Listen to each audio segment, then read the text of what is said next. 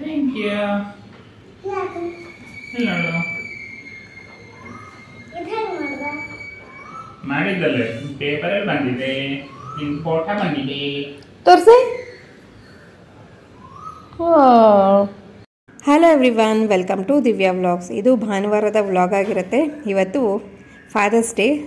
So ಒಂದು ಸಂಸಾರವನ್ನು, ಒಂದು ಫ್ಯಾಮಿಲಿಯನ್ನು ಚೆನ್ನಾಗಿ ಇಟ್ಕೊಳ್ಬೇಕು, ಅವರಿಗೆ ಎಲ್ಲ ಸುಖವನ್ನು ಕೊಡಬೇಕು, ಅವರನ್ನು ಚೆನ್ನಾಗಿ ನೋಡ್ಕೊಳ್ಬೇಕು ಅಂತ ಒಂದು ಇಂಟೆನ್ಷನ್ನಿಂದ ಕಷ್ಟಪಟ್ಟು ದುಡಿತಿರುವಂಥ, ಕೆಲಸ ಮಾಡ್ತಿರುವಂಥ ಎಲ್ಲ ಅಪ್ಪಂದರಿಗೂ ಈ ಒಂದು ದಿನದಲ್ಲಿ ನಾವು ಹ್ಯಾಪಿ ಫಾದರ್ಸ್ ಡೇ ಅಂತ ವಿಶ್ ಮಾಡೋದ್ರ ಮೂಲಕ ಇವತ್ತಿನ ನನ್ನ ಒಂದು ವ್ಲಾಗನ್ನು ಶುರು ಮಾಡ್ತಾಯಿದ್ದೀನಿ. ಹಾಗೆ ನೀವಿಲ್ಲಿ ನೋಡ್ತಾ ಇರೋದು ನನ್ನ ಹಸ್ಬೆಂಡ್ ಒಂದು ಚಿಕ್ಕ ಆರ್ಟಿಕಲ್ ಬರೆದಿದ್ರು, ಇವತ್ತಿನ ವಿಜಯ ಕರ್ನಾಟಕದಲ್ಲಿ ಪಬ್ಲಿಷ್ ಆಗಿತ್ತು. ಸೊ ನನ್ನ ಮಗಳ ಫೋಟೋ ಕೂಡ ಬಂದಿದೆಯಲ್ಲ, ಸೊ ಮಗಳಿಗಂತೂ ಫುಲ್ ಖುಷಿಯಾಗಿತ್ತು ನೋಡಿಬಿಟ್ಟು.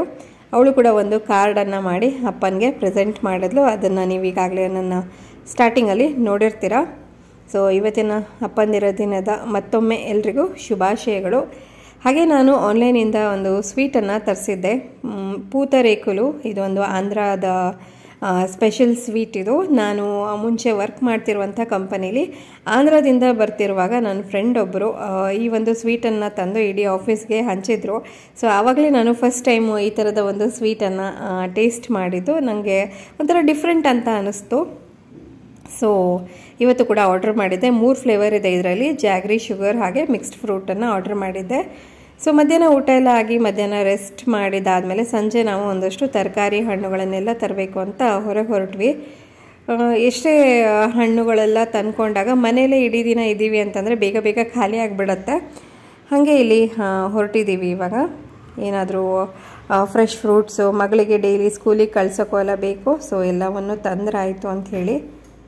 ಸೊ ವೀಕ್ಲಿ ಒನ್ಸು ಆದಷ್ಟು ಶಾಪಿಂಗ್ ಅಂದರೆ ಲೈಕ್ ತರಕಾರಿ, ಫ್ರೂಟ್ಸ್ನೆಲ್ಲ ತೊಗೊಂಡು ಬಂದಿರ್ತೀನಿ. ಹಾಗೆ ಮಧ್ಯ ಹಸ್ಬೆಂಡ್ಗೆ ಬರುವಾಗ ಏನಾದರೂ ಚೆನ್ನಾಗಿ ಕಂಡ್ರೆ ಅವರು ತೊಗೊಂಡು ಬರ್ತಿರ್ತಾರೆ. ಹಾಗೆ ನಾನು ಮಗಳನ್ನು ಪಿಕ್ ಮಾಡೋಕ್ಕೆ ಹೋದಾಗ ಏನಾದರೂ ಚೆನ್ನಾಗಿ ಕಂಡ್ರೆ ತೊಗೊಂಡು ಬರ್ತಾ ಇರ್ತೀನಿ. ಸೊ ಈಗ ಬೇಕಾಗಿರೋದನ್ನೆಲ್ಲ ತೊಗೊಂಡು ವಾಪಸ್ ಮನೆಗೆ ಬಂದ ಮೇಲೆ ನಾನು ಹೋಗಬೇಕಾದ್ರೇ ಸಾವಕ್ಕಿಯನ್ನು ನೆನೆಸಿ ಹೋಗಿದ್ದೆ. 1-2 ಅವರ್ ಆಗಿತ್ತು. ಈಗ ಅದನ್ನು ಬೇಯೋದಕ್ಕೆ ಇಡ್ತಾಯಿದ್ದೀನಿ, ಸ್ವಲ್ಪ ಜಾಸ್ತಿ ನೀರನ್ನು ಹಾಕಿ ಬೇಯಿಸ್ಕೊಳ್ಳೋಣ ಅಂಥೇಳಿ. ಹಾಗೆ ಇವತ್ತು ನಾನು ಮ್ಯಾಂಗೋ ಸಾಗು ಮಾಡೋಣ ಅಂತ ಅಂದ್ಕೊಂಡಿದ್ದೀನಿ, ಮಾಡ್ತಾಯಿದ್ದೀನಿ ಕೂಡ. ಎಲ್ಲೋ ಒಂದು ರೆಸಿಪಿಯನ್ನು ನೋಡಿದಾಗಿಂದ ಅಂದ್ಕೊಂಡಿದ್ದೆ, ಇದನ್ನೊಂದು ಟ್ರೈ ಮಾಡಬೇಕು ಅಂಥೇಳಿ. ಹಾಗೆ ನಾನಿಲ್ಲಿ ಕಸ್ಟರ್ಡ್ ಪೌಡರನ್ನು 2 ಟೇಬಲ್ ಚಮಚ ಆಗೋಷ್ಟು ತೊಗೊಂಡು ಅದಕ್ಕೆ ಬೇಕಾಗಿರೋಷ್ಟು ಹಾಲನ್ನು ಹಾಕಿಬಿಟ್ಟು ಇಲ್ಲಿ ಒಂದು ಪೇಸ್ಟನ್ನು ರೆಡಿ ಮಾಡ್ಕೊಳ್ತಾ ಇದ್ದೀನಿ. ಸೊ ಇಲ್ಲಿ ಪೇಸ್ಟನ್ನು ರೆಡಿ ಮಾಡಿ ಸೈಡಲ್ಲಿ ಇಟ್ಟೆ. ಹಾಗೆ ಪದೇ ನಾನಿಲ್ಲಿ ಸಾಬಕ್ಕಿಯನ್ನು ಏನು ಬೇಯೋದಕ್ಕೆ ಇಟ್ಟಿದ್ದೀನಲ್ವ ಅದನ್ನು ಪದೇ ಚೆಕ್ ಮಾಡ್ತಾಯಿದ್ದೀನಿ, ಅದು ತಳ ಹಿಡಿದು ಬಿಡುತ್ತೆ ಇಲ್ದಿದ್ರೆ.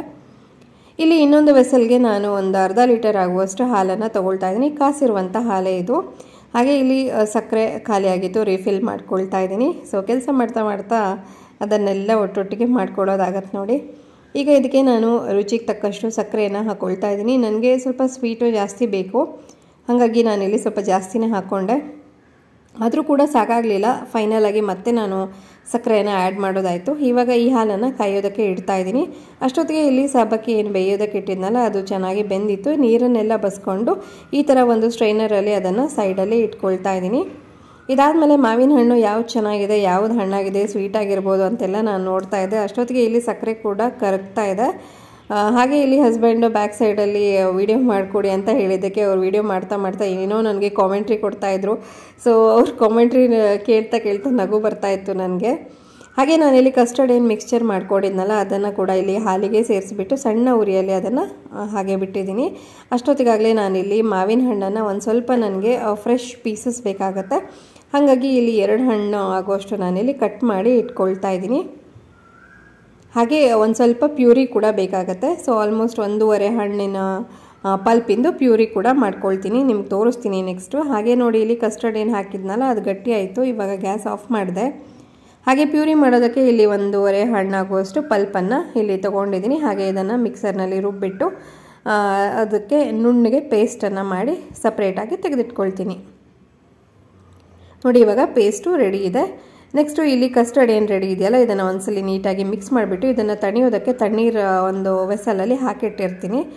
ಅದು ತಣಿಬೇಕು ಕಸ್ಟರ್ಡು, ಆವಾಗಲೇ ನಾವು ಅದನ್ನು ಮಿಕ್ಸ್ ಮಾಡೋದಕ್ಕೆ ಸಾಧ್ಯ. ಈಗ ಕಸ್ಟರ್ಡು ತಣ್ತಿದೆ, ಇದನ್ನು ಒಂದು ವೆಸಲ್ಗೆ ಟ್ರಾನ್ಸ್ಫರ್ ಮಾಡಿಕೊಂಡೆ. ಹಾಗೆ ನಾನು ಪ್ಯೂರಿ ರೆಡಿ ಮಾಡ್ಕೊಂಡಲ್ಲ ಮಾವಿನ ಹಣ್ಣಿಂದು, ಅದನ್ನು ಕೂಡ ಇಲ್ಲಿ ಸೇರಿಸ್ಕೊಳ್ತಾ ಇದ್ದೀನಿ. ಆದಷ್ಟು ಸಿಹಿಯಾದ ಮಾವಿನ ಹಣ್ಣಿದ್ರೆ ತುಂಬಾ ಚೆನ್ನಾಗಾಗುತ್ತೆ. ಹಾಗೆ ಇಲ್ಲಿ ನೋಡಿ ಸಾಬಕ್ಕಿ ಕೂಡ ಚೆನ್ನಾಗಿ ಬೆಂದು ಕರೆಕ್ಟಾಗಿ ಆಗಿದೆ.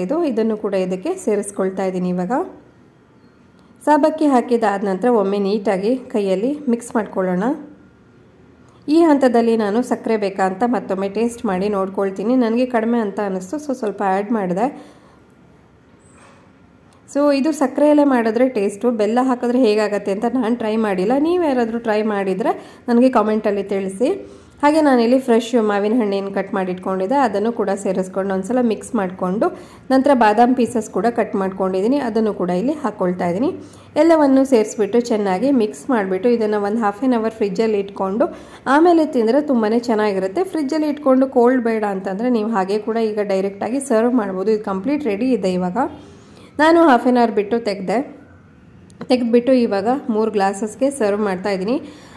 ಫ್ರಿಜ್ನಲ್ಲಿ ಇನ್ನೊಂದು ಸ್ವಲ್ಪ ಹೊತ್ತು ಇಟ್ಕೊಳ್ಳೋಣ ಅಂದರೆ ಮಗಳು ಬಿಡೋಕ್ಕೆ ರೆಡಿ ಇಲ್ಲ. ಅವಳಿಗೆ ನಾನು ಮಾಡೋಕ್ಕೆ ಸ್ಟಾರ್ಟ್ ಮಾಡಿದಾಗಿಂದನೇ ಇಂಪೇಷೆಂಟಾಗಿ ಅಮ್ಮ ಎಷ್ಟೊತ್ತಿಗೆ ಆಗುತ್ತೆ ಅಂತ ಕೇಳ್ತಾನೆ ಇದ್ಲು. ಅಲ್ಲಲ್ಲಿ ಮಾವಿನ ಹಣ್ಣಿನ ಪೀಸಸ್ಸು ಕೂಡ ಕೊಟ್ಟರು ಕೂಡ ಇದು ಏನೋ ಸ್ವೀಟ್ ಮಾಡ್ತಿದ್ದೀರಲ್ಲ ಅದನ್ನೇ ಕೊಡಿ ಅಂತ ಹೇಳ್ತಿದ್ಲು. ಫೈನಲಿ ಇವಾಗ 3 ಗ್ಲಾಸಸ್ಗೆ ಹಾಕಿ ಇದನ್ನು ಸರ್ವ್ ಮಾಡಿದಾಯಿತು. ಮೇಲಿನಿಂದ ಏನೇನು ಬೇಕೋ ಅದನ್ನೆಲ್ಲ ಡ್ರೈ ಫ್ರೂಟ್ಸ್ ಹಾಕಿ ನಮ್ಮ ಇಷ್ಟದ್ದು ಎಲ್ಲ ಹಾಕ್ಕೊಂಡು ಗಾರ್ನಿಷ್ ಮಾಡ್ಕೊಳ್ಬಹುದು. ಈಗ ರುಚಿಯಾದ ಮ್ಯಾಂಗೋ ಸಾಗು ತಿನ್ನೋದಕ್ಕೆ ರೆಡಿ ಇದೆ. ನಮಗೆಲ್ರಿಗೂ ಈ ಒಂದು ಟೇಸ್ಟು ತುಂಬಾ ಇಷ್ಟ ಆಯಿತು. ಮಾವಿನ ಹಣ್ಣು ಇಷ್ಟಪಡೋರೆಲ್ಲ ಖಂಡಿತವಾಗಿ ಈ ಥರದ ಒಂದು ರೆಸಿಪಿಯನ್ನು ಟ್ರೈ ಮಾಡಿ ನೋಡಿ. ಇದೇ ಒಂದು ಪ್ರೊಸೀಜರನ್ನು ಫಾಲೋ ಮಾಡಿಬಿಟ್ಟು ಚಿಕ್ಕು, ಆ್ಯಪಲ್ಲು ಇದನ್ನೆಲ್ಲ ಮಾಡಬಹುದು. ನೆಕ್ಸ್ಟ್ ಮಾಡ್ತೀನಿ ನಾನು. ಹಾಗೆ ಮಗಳಿಗೆ ಫೈನಲಿ ನಾನು ಕೊಟ್ಟೆ ನೋಡಿ, ಅವಳು ಕೂಡ ಎಂಜಾಯ್ ಮಾಡ್ತಾ ಇದ್ದಾಳೆ.